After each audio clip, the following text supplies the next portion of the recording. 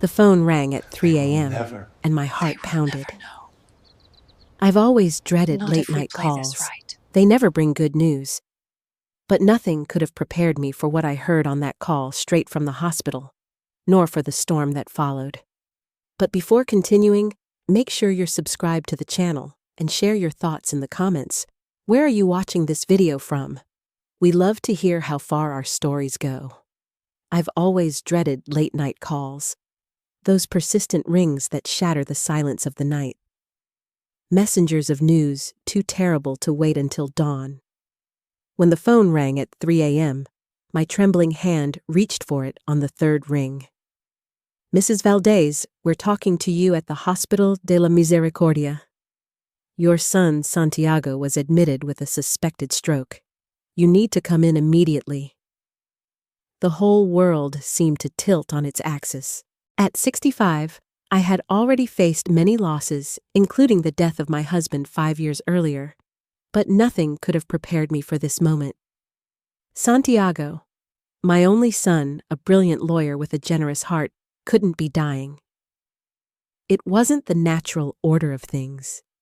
I arrived at the hospital in Guadalajara, still in my nightgown under my coat, my hair a mess, my hands shaking as I gave my name at the reception desk. A grim-faced doctor led me to a private room, and the words that followed shattered my world. The stroke was hemorrhagic, very serious. We couldn't revive him. He's gone now. He's gone. My Santiago is gone.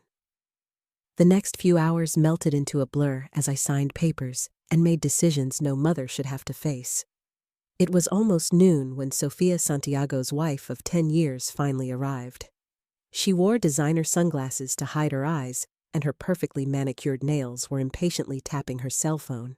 There was traffic, she explained without looking at me, and she needed to find someone to watch Mateo. I'd already called Mateo's school, spoken to his teacher, and arranged for him to spend the day with his best friend's family. The fact that Sofia hadn't thought of that leaving an 8-year-old boy without any information about his father was sadly typical of the woman my son had married. Santiago is gone now, I said, simply observing his reaction to determine how to respond. Her perfectly painted lips formed a small, surprised "Oh." Her hand flew to her throat in a gesture that might have seemed natural if I hadn't spent years observing my daughter-in-law's calculated actions. "But he was fine yesterday," Sofia said, her voice breaking.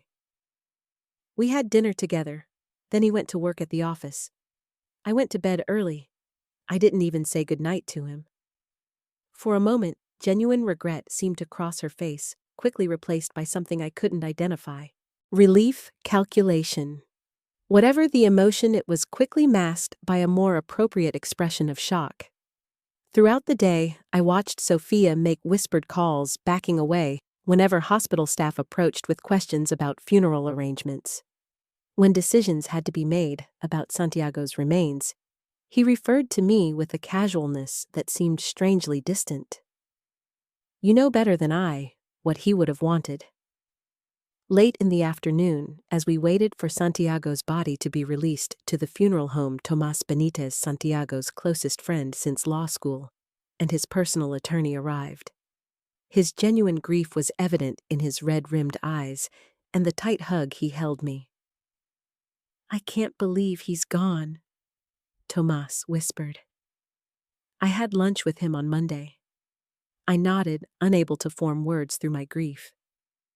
Tomas turned to Sofia, offering his condolences, which were received with a somber, rehearsed nod. "We'll need to meet soon," Tomas said, his professional tone returning slightly. "There are matters in Santiago's will that will need immediate attention." Sofia straightened upon hearing this, wiping her eyes, which remained suspiciously dry behind her sunglasses. "Sure, maybe tomorrow. I'd like to resolve things quickly for Mateo's sake." The mention of my grandson pierced my fog of sadness. Mateo, the sweet, sensitive Mateo who had lost his father and whose mother was already thinking about resolving things quickly. "Mateo should be informed personally," I said firmly. I'll go with you to find him." "No need," Sophia replied quickly.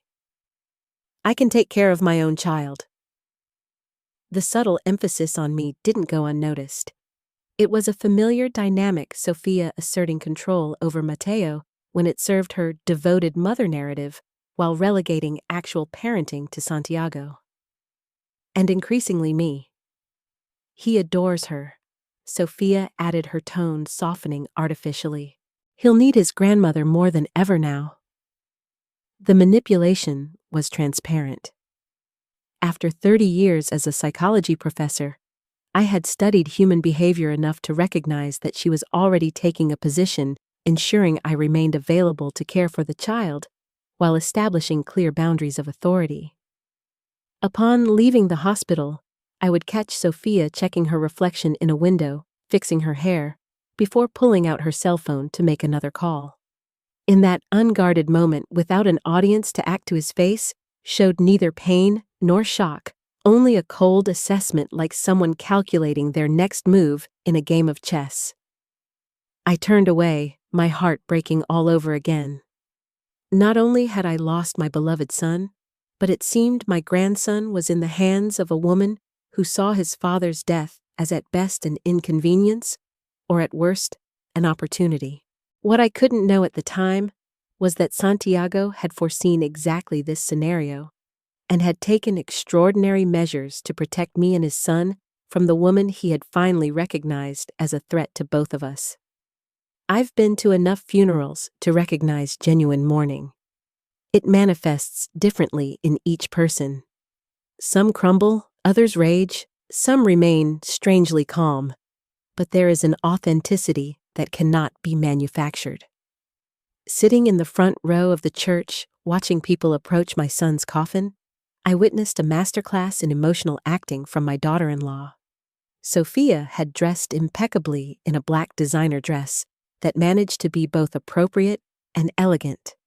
Her hair was styled in subtle waves, her makeup understated but flawless, with the evidence of tears evident as she occasionally dabbed her dry eyes with a monogrammed handkerchief. She leaned into me at calculated intervals, murmuring things like, "He would have appreciated so many people here. And Santiago always spoke so highly of everyone." To observers, we looked like a united mourning front, the devastated widow and the heartbroken mother supporting each other through an unimaginable loss. Only I could feel the lightness with which she leaned on my shoulder, ready to straighten the moment someone important approached. Only I noticed how her eyes constantly scanned the surroundings, assessing the social and financial status of each person present. Only I noticed the subtle changes in her voice as she spoke to Santiago's wealthiest clients compared to her childhood friends. But my attention was primarily focused on Mateo, sitting next to me, his small body occasionally trembling with quiet sobs. Unlike his mother, my grandson's grief was raw and real, his face stained with genuine tears. I kept my arm around him, offering tissues and quiet comfort as he stared at the coffin containing his father. "Is Dad really in there?" he whispered during a pause in the service. "His body is," I explained gently. "But the special part that made him your father, his love, his thoughts, his spirit, that's still with you always." Mateo nodded, seeming to understand that distinction better than many adults. "Sometimes I still feel it, like he's watching." "I think so," I said, holding back more tears. Sophia leaned over me. "Mateo, sit up straight. People are watching."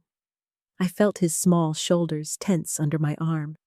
This concern for appearances rather than his son's emotional state was precisely the reason Santiago had increasingly left Mateo in my care over the previous year. After the service, the procession of people offering condolences seemed endless. Santiago was deeply loved by his colleagues at his law firm, by the clients he had helped, by neighbors and friends. Each person had a story about their kindness, integrity, and subtle sense of humor. Your son helped me keep my house during my divorce, one woman told me, holding my hands. He reduced his fees when he learned I was struggling, and then connected me with financial advisors who helped me get back on my feet. Santiago was the only lawyer who took my discrimination case when no one else would, said an elderly man. He cared about justice, not just billable hours. These testimonies were a bittersweet balm for my aching heart. My son had lived his values, had made a difference. I stored each story carefully in my memory, knowing that Mateo would value them one day. During the reception, I noticed Sophia having intense whispered conversations with several people, including a tall, elegantly dressed man I didn't recognize. When I approached, they parted smoothly. Sophia introduced him as Ricardo Haro, one of Santiago's real estate investment partners. My condolences, Mrs. Valdez, she said, her handshake brief and impersonal. Santiago was a remarkable man. Something in his tone rang false, and the way Sophia's hand briefly touched his arm suggested a familiarity beyond a business relationship. I filed that observation away my teacher brain, automatically cataloging the behavioral details, even amid my grief. By the end of the night, exhaustion threatened to overwhelm me. Mateo had fallen asleep on a couch in the funeral home's private room, emotionally drained. As I arranged his jacket like a blanket, Tomas Benitez approached silently. Eleonora, could we talk privately for a moment? She followed him to a secluded corner, away from the few people still there. Santiago left explicit instructions on certain matters, Tomas said, keeping his voice low. I can't go into details yet, but he asked me to tell you one thing immediately. Trust your instincts about Mateo. Does that make sense to you? I glanced at my sleeping grandson, then at Sophia, who was checking her makeup in a handheld mirror, while absent-mindedly nodding in agreement. Yes, I said slowly. I think so. Good. We'll need to meet officially tomorrow to discuss the will. But Santiago wanted her to know this. He hesitated, choosing his words carefully. Arrangements were made for the two of them. Before he could ask any more questions, Sophia approached, her friendly smile firmly in place. Tomas, I hope we can resolve everything quickly, she said.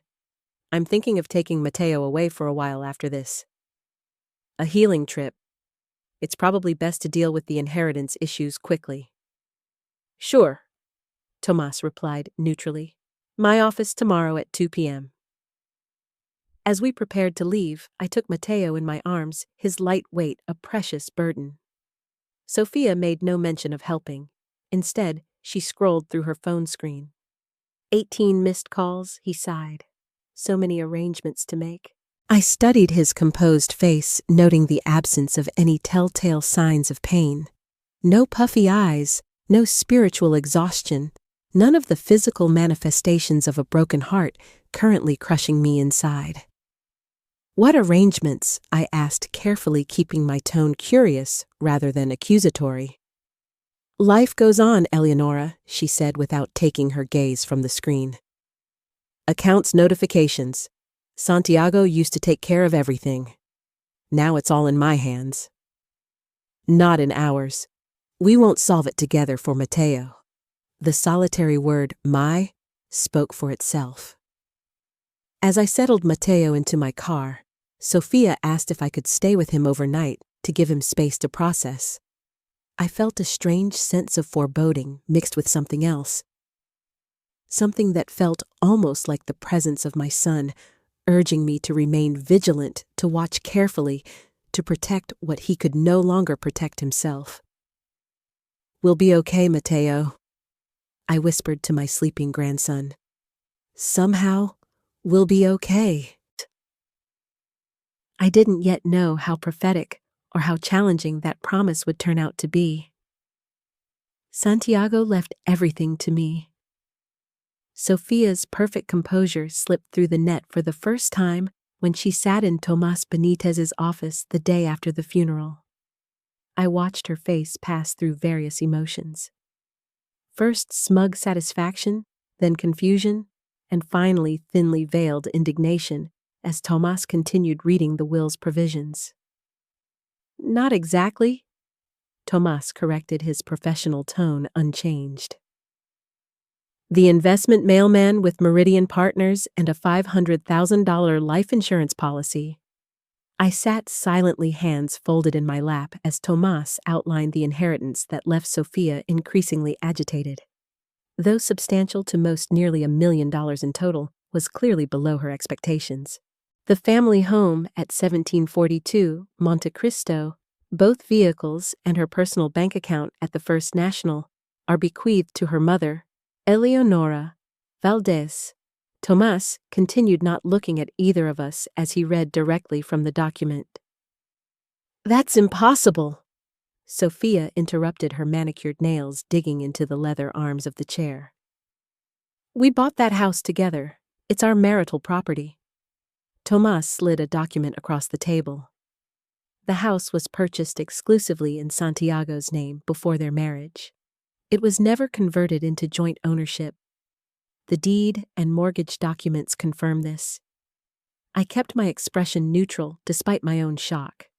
Santiago had never mentioned any of these arrangements to me. The family home, a beautiful 4-bedroom colonial with a courtyard where Mateo had his treehouse, was apparently mine, not Sophia's.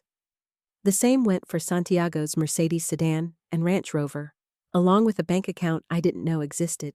And Mateo's college fund. Sophia demanded, her voice rising slightly. "Santiago always said he was saving money for Mateo's education." Tomas agreed. "Mr. Valdez set up a trust for Mateo's educational expenses. You're not the trustee of this account. So, who is Sophia's?" question came out almost as a hiss. Tomas glanced at me briefly. "Eleonora has been appointed trustee of all funds related to Mateo's care and education." The room fell silent as Sophia processed this information. She could almost see the calculations happening behind her eyes, adding up the assets, weighing the options, formulating responses. "This doesn't make sense," he finally said, his voice deliberately modulated to convey hurt confusion rather than the anger I could see bubbling underneath. "Santiago and I discussed our inheritance plans. This is nothing like what we agreed on." Tomas cleared his throat. "The will was updated 3 months ago. Santiago came to me specifically to make these changes. Everything is legally executed and certified." 3 months ago, Sophia's eyes narrowed. "He never mentioned any changes to me." "That was his right," Tomas replied simply. I remained silent, absorbing the implications. 3 months ago, Santiago had secretly revised his will to ensure I would have the family home and financial resources, while limiting Sophia's access to certain assets. The timing coincided with a period when Santiago seemed particularly disturbed, often bringing Mateo to stay with me on weekends, which I suspected were actually to give Santiago space to deal with marital problems. "There must be some mistake," Sophia said, turning to me with a rehearsed, pleading look. "Eleonora, you know Santiago would have wanted his family to stay in his house. You have your own house. Surely you don't intend to take it away from Mateo." The subtle manipulation was impressive, framing any execution of Santiago's wishes as if I were taking something away from my grandson instead of her. I recognized the tactic, but chose not to confront her directly. "I'm as shocked as you are, Sophia," I said sincerely. "I need time to process all of this." When the meeting ended, Tomas asked me to stay for a moment. As soon as Sophia left, promising to talk to me soon, he closed his office door and sat down across from me. "There's more," he said calmly. "Santiago left this with you, with instructions to deliver it privately." He handed me a sealed envelope with my name written in my son's familiar handwriting. My hands trembled as I took it. I gestured to the envelope. "Take it home," Tomas advised. "Read it when you're alone and ready." In the lobby, I found Sophia deep in an intense phone conversation, her back to the receptionist's desk. I stopped out of sight, but within earshot. It took me completely by surprise. He was saying, his voice low but furious. The house, the cars, even access to Mateo's education fund. No, I don't think he suspected anything. It must have been his mother's influence. Of course I'm going to fight, Ricardo. I dedicated 10 years to this family. I deserve more than a vacation property and insurance money. I backed away silently, taking the stairs instead of waiting for the elevator where Sophia could see me. My mind was racing with questions, but one thing was becoming increasingly clear. Santiago had anticipated something I was only just beginning to understand. Back in my own modest home with Mateo still in school, I finally opened the envelope with trembling hands. Inside was a single page of letterhead from Santiago's law firm. Mother, if you're reading this, the unthinkable has happened. I'm so sorry to leave you with this burden, but there's no one I trust more. My marriage has been failing for a while. What began as a distancing has evolved into something more troubling. I've discovered things about Sophia that make me fear for Mateo's future emotional well-being and for your safety. I've arranged things to protect both of you. The house, the cars, and the money aren't really for you. They're tools to ensure Mateo has a stable and loving parental figure when I'm gone. Sophia is going to fight this. He'll try to manipulate you. Don't let him know what you know or suspect. Watch and wait. Document everything about Mateo's care. Tomas has the rest of my instructions and the evidence I've gathered. He'll help you when the time is right. I love you, Mother. You taught me to see people clearly and plan ahead. I count on those same qualities now to protect my son, Santiago. I pressed the letter to my chest, fresh tears streaming down my face. Even facing his own mortality, Santiago had thought about protecting his son and me. Now he understood my mission clearly. For the sake of my son, for Mateo's future, I would need to become something I'd never been before. A strategic opponent in what would clearly become a battle of wills and manipulation with Sophia. It was time to put my training in psychology to its most important use. Grandma, when is Dad coming back? Mateo's innocent question over breakfast 3 days after the funeral broke my heart. At 8, I was old enough to understand death conceptually, but still old enough to expect impossible miracles. Oh, honey, I said softly, putting down my coffee cup and taking his small hand in mine. Remember what we talked about? Dad can't come back. His body shut down because of the stroke. Mateo nodded, his eyes lowered. I know, but sometimes I forget when I wake up. I keep thinking he's coming over to make pancakes like on Saturdays. I swallowed the lump in my throat. I know it's hard. I miss him too every minute. Would you like it if I made pancakes on Saturdays now? It wouldn't be the same, she murmured, quickly adding. But I'd like to anyway. I was staying at Santiago's house, my house now according to the will, to help take care of Mateo, while Sophia took care of important paperwork, as she'd vaguely explained. Actually, I suspected she was meeting with her own lawyer to contest the will, but I kept that thought to myself. After dropping Mateo off at school, where his teacher had been wonderfully understanding, I returned home to find Sophia waiting for me in the kitchen. She had let herself in with her key, dressed in an elegant black pantsuit that conveyed professional mourning. Eleonora greeted me with a kiss on the cheek that didn't reach her eyes. I'm glad you're here. We need to talk about arrangements for the future. Of course, I replied, maintaining the polite and somewhat different stance I'd decided to adopt as a strategy. Would you like some coffee, please? He sat at the kitchen island, watching as I moved around what was technically now my kitchen. This is so overwhelming. The paperwork, the bills, the decisions. She sighed. I can only imagine, I murmured sympathetically, playing my part, as I recalled the furious phone conversation I'd overheard. How can I help Sophia's perfectly made-up face registered brief surprise at my complacent tone, quickly replaced by calculated warmth. "You're so kind, Eleonora. In fact, I've been thinking about what makes the most sense for everyone, especially Matteo." "Here he comes," I thought, keeping my expression open and receptive. "This house holds so many memories of Santiago?" She continued, her voice assuming a rehearsed tremor. "Every room reminds Matteo of what he's lost. It might be healthier for him for both of us to start over somewhere else." I nodded thoughtfully as I placed a cup of coffee in front of her. Considering a move, I found a lovely condo downtown near the cultural district. Excellent schools nearby, and walking distance to the art museum and library. He stirred his coffee deliberately. "The point is, Eleonora, with the way Santiago arranged things, I'll need your cooperation." "Oh!" I tilted my head in question, as if I hadn't anticipated this conversation. The testament situation is obviously some kind of mistake or misunderstanding. James would never have intentionally put me in such a difficult position. His tone hardened slightly before he caught himself. "I've spoken with a lawyer who suggests we could avoid lengthy legal proceedings if you simply transfer the house to me, as Santiago would have wanted."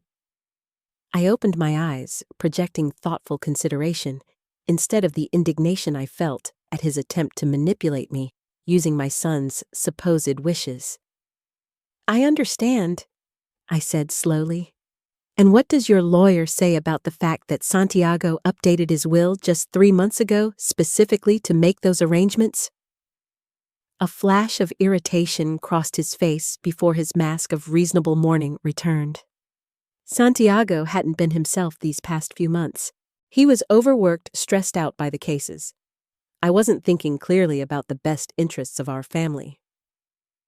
I nodded, as if considering that explanation. "That must have been difficult for you too." "It was." He sighed dramatically. "That's why I think he would want us to correct this oversight. Now for Matteo's sake." The invocation of Matteo's well-being, his wild card, was used exactly as he expected. I took a deliberate sip of coffee, giving myself time to formulate my response. "I understand your concern," I said finally, "but making hasty decisions during mourning isn't wise. Maybe we should give ourselves time to adjust before making big changes." Sophia's smile tightened almost imperceptibly. "Sure, you need time, but the condo I found won't be available for long. It would be much easier for Matteo if we could resolve things quickly and let him begin to heal in a new environment." I recognized the sales tactic, creating artificial urgency to force a quick decision. My years of teaching negotiation strategies hadn't been in vain. "Why don't we ask Matteo how he feels about the move?" I suggested gently. "She can find solace in staying in the house where she has so many memories of her father." "Children don't always know what's best for them," Sophia countered gently. "That's why adults make those decisions. Besides, she's already dealing with enough emotional turbulence."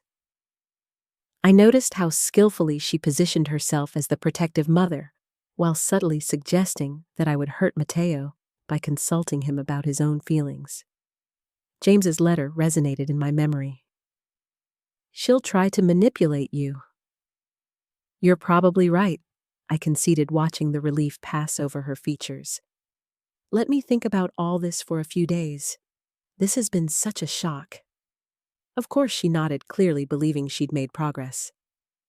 "Take the weekend."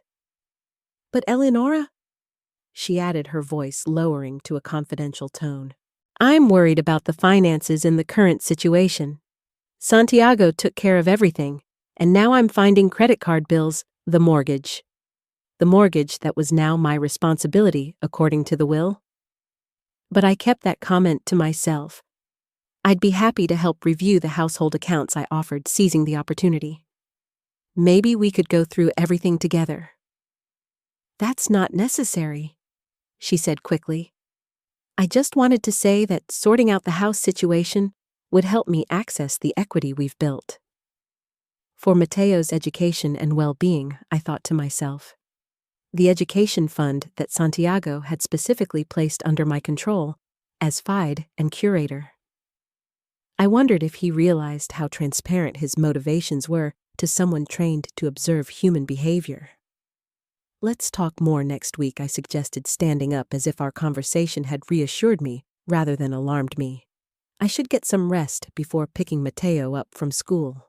After Sophia left, I sat alone in the quiet house, mentally replaying our interaction.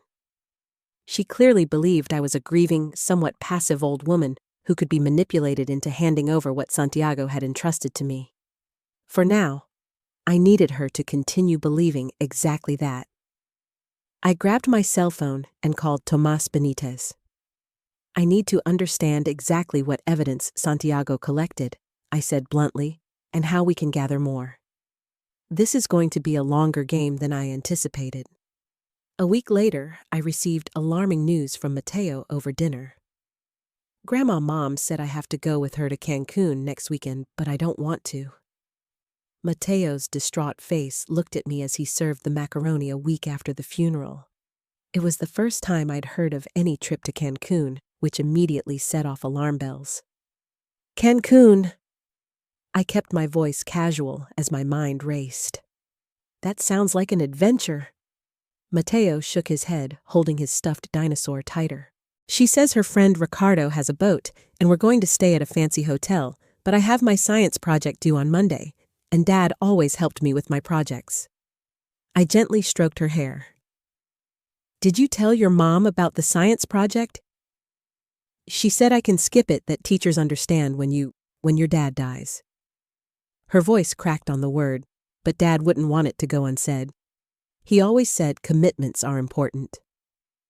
Your father was right about that. I agreed, making a mental note of this conversation. Let me talk to your mom tomorrow. Maybe we can work something out. After Mateo fell asleep, I called Tomas to inform him of the situation. His voice sharpened when I mentioned Ricardo Haro. It's the real estate developer I mentioned in our meeting yesterday, the one Santiago was worried about. Tomas's tone was carefully measured. Eleonora, did you install the monitoring system I recommended? Yes, the technician finished today. Cameras in the common areas and the security system that sends alerts to my cell phone. I had followed Tomas's advice to improve the home's security, although the underlying purpose was different from what a grieving family would normally install. Well, that recording capability could prove valuable. He paused. I'm sending you some materials from Santiago's private archive tomorrow by courier. Don't open the package where anyone can see it. The next morning, I received a sealed envelope. Inside were printouts of text messages between Sophia and someone saved on her cell phone as HR dated at various points over the past 8 months. Apparently, Santiago had gained access to her cell phone records through means I chose not to question. The messages painted a damning picture, an extramarital affair that had begun almost a year earlier. Plans made and unmade complaints about Santiago working late, about being trapped in her marriage, references to Mateo as a complication in her relationship plans. Most disturbing were the text exchanges from just 2 months ago. RH, how long are we going to be in this limbo? You said you were ready to go, Sophia. Patience. Jay's name is on everything important. I need to get my finances in better shape first. I'm working on it. The Cancun property isn't going to wait forever. Perfect opportunity for a new beginning. Trust me, a few more months tops. Everything will fall into place. I sat down, my hands shaking. These weren't just messages documenting a case. They revealed that Sophia had planned to leave Santiago, but wanted to secure her financial assets first. Had Santiago discovered these messages and changed her will in response? Another document in the package was a report from a private detective Santiago had commissioned, containing photographs of Sophia and Ricardo Haro entering a hotel together. Expense reports showing gifts he had bought her, and background information on Haro's business dealings, some of which seemed ethically questionable. The final item was a handwritten note from Santiago to Tomas, dated just 3 weeks before his death. Tom, along with this, is everything I've gathered. I don't know what my next steps should be. Confronting her could compromise my access to Mateo if things go wrong. I need to protect him above all else. Let's meet next Thursday to discuss options. Santiago had died on Tuesday. The meeting never happened. Armed with this knowledge, I approached my conversation with Sofia about the trip to Cancun strategically. I waited until she came to pick up Mateo's weekend bag that Friday afternoon. Mateo mentioned you're planning a trip to Cancun. I kept my tone light curious rather than confrontational. Just a quick weekend getaway, Sofia replied, checking her designer watch. It's good for him to have a distraction. He's worried about missing his science project deadline, I mentioned casually. You know how Santiago always emphasized studying. Sofia's smile tightened. A weekend off isn't going to hurt her grade. Eleonora, the school psychologist, actually recommended new experiences to help her process grief. I nodded thoughtfully. It makes sense, though. I wonder if a boat trip with Ricardo might be a bit much so soon after losing his father. Mateo seems anxious about it. Her eyes narrowed slightly at the mention of Ricardo's name. Mateo will be fine. Children are adaptable. They certainly are. I agreed. Although sometimes they need familiar routines during a trauma. I'd be happy to stay with him here to finish the project if that helps your plans. I could see the calculation taking place behind her eyes, weighing the freedom of a child-free weekend against her need to maintain the appearance of devoted motherhood. That's considerate but unnecessary, she said finally. This trip is about our bond as mother and son. Of course, I conceded, and then innocently added, "Oh, by the way, I was wondering, do you know the password to Santiago's computer?" Mateo was hoping to find some photos for a scrapbook his counselor suggested. I don't keep Santiago's passwords, he said disinterestedly. Ask Tomas to check his office files. Another note for my growing mental catalog. Sofia claimed not to know Santiago's passwords, information most spouses would share. I had already found his password notebook in his desk drawer, but her answer was revealing. When she left promising to return Sunday night with Mateo, I called Tomas immediately. He's taking Mateo to Cancun with Ricardo Aro. I need to document this trip carefully. I'm already taking care of that, Tomas assured me. I hired the same investigator Santiago used. We'll have photos of everything. Cancun is really useful for our purposes. Make your priorities clear. What if Mateo gets upset about the trip? I couldn't hide the concern in my voice. Document his emotional state when he returns. Talk to your counselor about it. Every reaction becomes evidence. I hated seeing my grandson's pain as evidence, but I understood the need. Building a case for Mateo's well-being meant carefully cataloging everything that threatened him. Mateo returned from Cancun with sunburned shoulders, a stomachache from too much ice cream, and an emotional withdrawal that broke my heart. He walked into the house on Sunday night hours later than Sofia had promised, his small face tight with exhaustion. How was your trip, honey? I asked, kneeling down to his level as Sofia quickly typed on her cell phone behind him.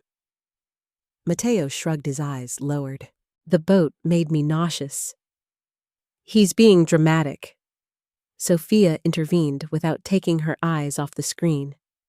It was just a dizzy spell. The resort was 5 stars. The weather was perfect. He had a great time. Mateo's expression told a different story, but he remained silent, casting a quick glance at his mother before murmuring. Can I go to my room? Sure, I said gently. I'll bring you some ginger tea for your stomach in a few minutes. As I walked up the stairs, I noticed he wasn't carrying his backpack. Did Mateo forget his school bag? Sofia waved her hand disinterestedly. He got wet in the bottle. There was nothing important in it. Her science project materials were in that backpack, I pointed out carefully, keeping the accusation out of my tone. She can get an extension? I'll write him a note. He finally looked up from his phone, his expression daring me to refute it. Ricardo sends his regards, by the way. I was disappointed you couldn't join us. The blatant mention of his mistress made me sick, but I maintained my facade of distracted politeness. What have I considered? I hope you enjoyed your weekend. A lot, he replied with a hint of triumph in his smile. Ricardo has excellent connections in Cancun. We're considering investment opportunities there. That's great, I murmured, making a mental note of this casual admission of future plans. I should go see Mateo. Upstairs, I found my grandson sitting on his bed, staring at a photo of Santiago on his nightstand. The room was exactly as he'd left it on Friday. Homework was still scattered across his desk work he clearly hadn't touched all weekend. Do you want to tell me about the trip? I asked softly, sitting next to him. Her lower lip trembled. Mom was on her phone the whole time. She and Ricardo talked about boring adult things and left me with the hotel babysitter even at night. My heart sank. All night, he nodded, miserably, 2 nights. The nanny fell asleep watching television, and I was scared because I didn't know where I was when I woke up. I knocked on Mom's room, but she didn't answer. I kept my expression neutral while internally seething. That must have been terrifying. Ricardo has a big boat, but he wouldn't let me touch anything. Mateo continued fumbling with a loose thread on his comforter. He'd say, "Kids mess things up," and Mom laughed when he said it, even though Dad always let me help steer our little boat. Every detail was one more piece of evidence, one more example of Sophia prioritizing her new relationship over her son's emotional needs.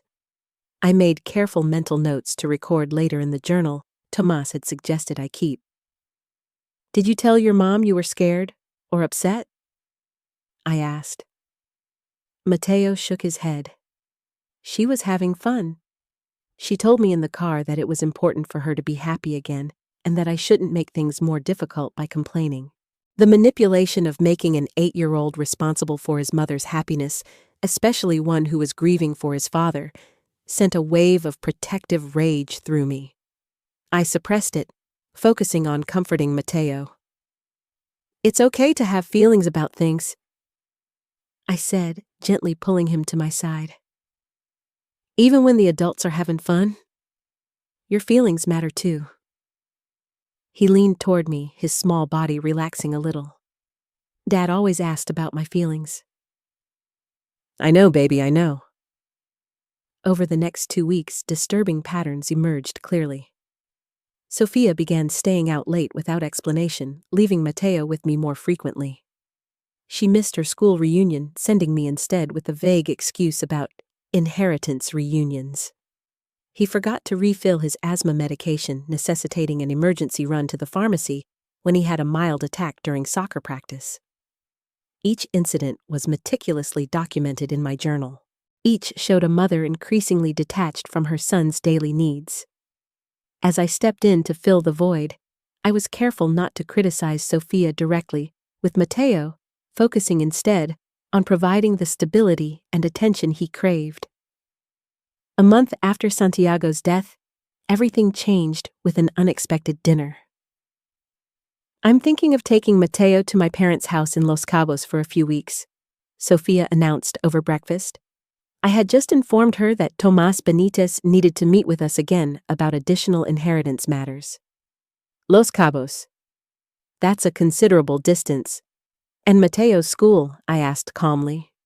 Sophia waved her hand dismissively. It might take a couple of weeks. Children are resilient. As I thought this, I mentally calculated how this might align with the increasingly urgent timeline Tomas had mentioned. Next week, ideally. My parents have been begging to see him, and frankly, I could use a support system. Being a single mother all of a sudden is overwhelming. I bit my tongue to keep from saying that I'd essentially been a single mother by choice for months, given how often I'd delegated Mateo's care to Santiago and me, even before the case began. That night, Sophia invited me to dinner, just the two of us. He chose an elegant restaurant, where he offered me expensive champagne and a surprising proposal. Eleonora, he began after our starters arrived. These last few weeks have been so difficult for all of us. Losing Santiago, trying to help Mateo cope, dealing with all the practicalities. I nodded encouragingly, playing my part. I've been thinking about what really matters. She continued, her voice taking on a rehearsed sincerity. Family, security, peace of mind, and I think I've found a way for us all to have what we need. I'm listening, I said, cutting a small piece off my overpriced scallop. You and I both know that the Testament of James created complications. The house, the vehicles, the accounts. It's all pretty strange, isn't it? It's not what Santiago would have wanted if he'd been thinking clearly. I remained silent, letting her continue her proposal without interruption. I've spoken with an excellent estate attorney. He believes we could easily challenge the will based on Santiago's mental state in those final months. It wouldn't be difficult to prove diminished capacity. My heart sank at the casualness with which he suggested overriding my son's final wishes, but I kept my expression neutral. I understand, but litigation is so unpleasant, he continued gently. It creates divisions.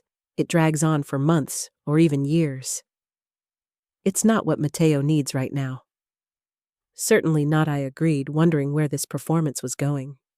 He leaned forward, lowering his voice conspiratorially. So I've come up with a better solution, one that gives us both what we want, without any messy legal battles. And what would that solution be? I asked, genuinely curious about his strategy. You transfer the house and vehicles to me as Santiago's widow, he explained, as if offering a tremendous favor. In return, I guarantee that you can see Mateo regularly. Maybe every other weekend on major holidays. I'll even put it in writing. The audacity of her offer, essentially blackmailing my own grandson, almost made me lose my carefully maintained composure. She was proposing that I hand over everything Santiago had legally left me in exchange for permission to see Mateo rights I already had as his grandmother. That's a pretty bold proposal, I managed to say, taking another sip of champagne to hide my reaction. I know you're so generous. She nodded, misinterpreting my hesitation as consideration. Most women in my position would fight for everything, but I value your relationship with Mateo. And frankly, I could use the help occasionally. Occasionally, I repeated, catching the telling choice of word. Well, single motherhood is demanding, she sighed dramatically. And I have my career to consider. Besides Ricardo and I, she trailed off, recalibrating. I mean, I'll eventually want to rebuild my personal life. Having guaranteed childcare arrangements would be tremendously helpful. That was the real motivation. Not Mateo's well-being, but convenient childcare arrangements that would allow her to continue her relationship with Ricardo unhindered. And Mateo's trust fund? I asked innocently. Would it remain as Santiago arranged it? A flash of irritation crossed his features before he smiled again. That too is unnecessarily complicated. As his mother, I should have control over his educational expenses. Children's needs change. They demand flexibility. They certainly do. I agreed, thinking of all the ways Mateo's needs had been ignored over the past few weeks. Sophia pulled a folded document from her bag. I took the liberty of asking my lawyer to draft a simple agreement. You transfer the assets to where they belong. I guarantee your visitation rights. Clean. Simple. Everyone wins. She slid the paper across the table with the confidence of someone who thought she had all the cards in hand. What about the Capes? Would Mateo and I still get our visits if you move? I thought ruefully. The trip to the Capes could become more permanent. Ricardo has development opportunities there, excellent private schools for Mateo. It would be a new beginning for everyone. And conveniently far from me and anyone else who knew Santiago or might question his parenting. The pieces of his plan were falling into place perfectly in my understanding. The next day, I showed the document to Tomas, who could hardly believe what he was seeing. He actually put it in writing.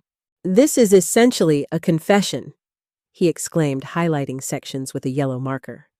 "She's explicitly stating that she'll allow him to see Mateo only if he transfers assets that are legally his to her. This is textbook cohesion." Tomas put down his marker, his expression turning serious. "It's time to execute the contingency plan Santiago put in place."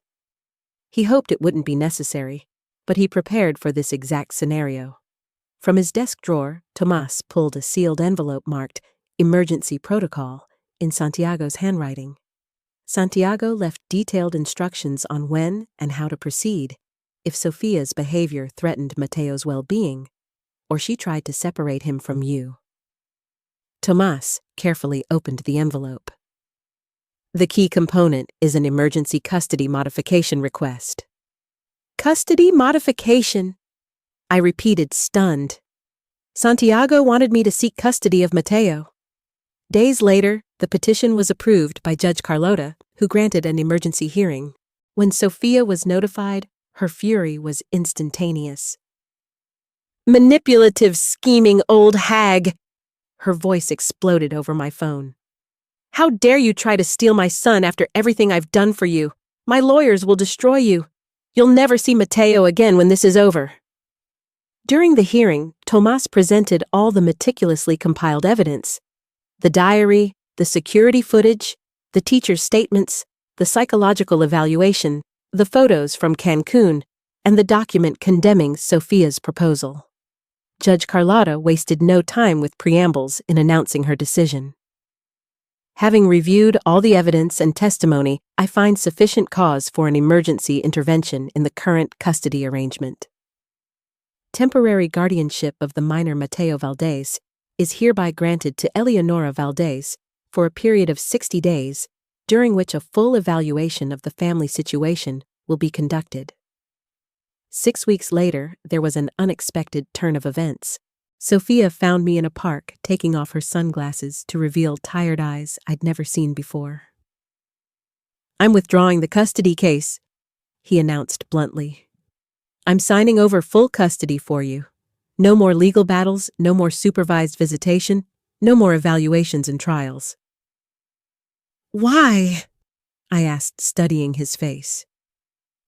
"Ricardo and I are moving to the Cayman Islands next month. He secured the development rights for a large resort property. It's the opportunity of a lifetime. We'll be there for at least 3 years. And Mateo?" I asked, even though I already knew the answer. He shrugged slightly. "Mateo needs stability, structure, all those things the evaluators keep emphasizing. I can't provide that for him now, not with the demands of relocating and launching a major project."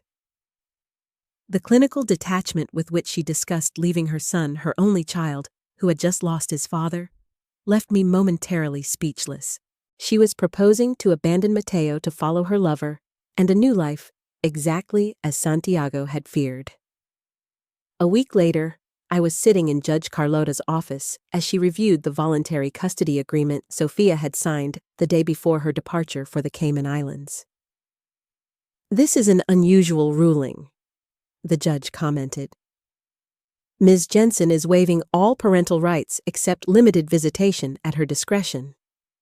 She believes it is in Mateo's best interest while he relocates internationally for an extended period." I explained diplomatically. Judge Carlota's expression suggested she wasn't fooled by that characterization. "And you're prepared to assume full legal guardianship of your grandson at his age, ma'am?" "Valdez." "Without hesitation," I replied firmly. "Mateo needs stability, love, and a connection to his father's memory. I can provide all three." 3 years later, on an autumn afternoon, Mateo and I planted a memorial garden in the backyard. Santiago's favorite flowers and plants were arranged around a small stone bench where we could sit and talk with Dad whenever Mateo felt the need. "Do you think Dad knew Mom was going to leave?" Mateo asked as we worked the soil around a young rosebush. I think your father knew that sometimes adults make decisions based on what they want, rather than what children need, I replied carefully. And he wanted to make sure you'd always have someone who would put you first. That night, while Mateo slept peacefully upstairs, I opened one last letter from Santiago marked, "When it's resolved." Mother, if you're reading this, you've done what I couldn't. You protected Mateo from a situation I saw deteriorating, but couldn't fix in time. I watched Sophia's priorities shift. I saw how her resentment over family responsibilities grew. When I discovered her relationship with Ricardo, I realized that Mateo would eventually become collateral damage in her pursuit of the life she truly wanted. I'm sorry for the burden I've placed on you. Asking a mother to step in as a parent again at your age wasn't fair, but I knew you'd do it without hesitation. Mateo couldn't ask for a better guardian, a more loving presence, or a stronger advocate. Tell her stories about me. Not just the good ones, the real ones about my mistakes, and how I tried to correct them. About how sometimes we see the truth too late, but we do the best we can with the time we have. I love you both more than words can express. Santiago. Mateo couldn't see. The journey had been more difficult than he could have imagined. The grief of losing Santiago, coupled with the battles with Sophia, and the challenge of helping Mateo heal from multiple traumas. Yet as I looked around the house, we shared permanently at the evidence of a child growing up safe, and loved homework scattered across the table, soccer cleats by the door drawings proudly tacked to the refrigerator. I knew Santiago had been right to entrust me with his most precious legacy. Through his foresight in changing his will, through my careful documentation, and strategic patience through Mateo's remarkable resilience, we had created something beautiful out of tragedy. A new family constellation, different from what any of us expected, but solid and true. Some might call it justice that Sophia ultimately chose freedom over motherhood, revealing precisely the character Santiago had anticipated. But I preferred to think of it as redemption. The opportunity to honor my son by raising him with the values he held dear, ensuring that despite everything, love would have the final word in our story. When Mateo turned 11, he came home with exciting news, his eyes shining with a joy that had become increasingly common in recent years. Grandma, I got the lead role in the school play. He burst through the front door, his energy filling the house as he dropped his backpack and shoved a script in my hands. 3 years had transformed the quiet, anxious 8-year-old into a confident, thriving elementary school student whose smile now consistently reached his eyes. That's wonderful! I examined the script. Our Town by Thornton Wilder. Playing George Gibbs is a big responsibility. I'm so proud of you. Mrs. Larson said Dad played the same role when he was in 8th grade. Did you know that my heart warmed at his casual reference to Santiago? We had worked hard to keep his father's memory alive through stories, photos, and the small traditions we maintained. Saturday morning pancakes, summer fishing trips to Santiago's favorite lake, the memorial garden we tended together. I knew it, yes. I still have the program somewhere in the boxes in the attic. Your father was a great actor in school. I smiled, remembering a teenage Santiago nervously practicing his lines in our living room. He'd be excited to see you follow in his footsteps. Mateo smiled. Then his expression became more serious. Do you think so? Should we tell Mom about the play? The question didn't surprise me. Sophia had essentially disappeared from Mateo's life after moving to the Cayman Islands. Their promised video calls dwindled to the odd birthday message and eventually stopped altogether. Through infrequent updates from Tomas, we knew she and Ricardo had married and were now developing resort properties in Thailand. We can email you with the dates, I said carefully. The decision is entirely yours. He considered it and then shook his head. Maybe not. He didn't respond when I wrote about winning the science fair, and is probably still in Asia with Ricardo anyway.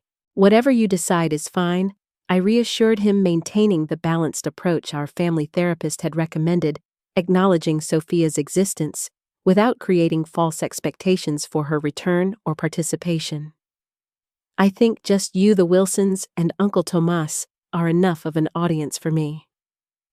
Mateo decided, referring to our neighbors, who had become like extended family, and to Tomas Benitez, who had gone from being Santiago's lawyer to a beloved uncle figure in Mateo's life. Our journey hadn't always been peaceful. The first year after I gained full custody had brought nightmares, academic difficulties, and occasional outbursts of anger, as Mateo processed the effective loss of both parents. There were challenging questions. Why doesn't Mom want to talk to me anymore? Did I do something wrong to make her leave? If Dad hadn't died, would Mom have stayed with the help of an excellent child psychologist? We navigated those painful waters together. I learned to validate his feelings without vilifying Sophia, to help him understand that her choices reflected her limitations, not her worth. At 68, I had found an unexpected vitality in this second round of motherhood. Responsibility had given me purpose, while Mateo's energy kept me active and engaged. I had even recently started dating a gentle widower I met through the community theater where Mateo took acting classes. Santiago's foresight went beyond changing the will. He had clearly seen his wife's character, recognizing the threat she posed to their son's emotional well-being.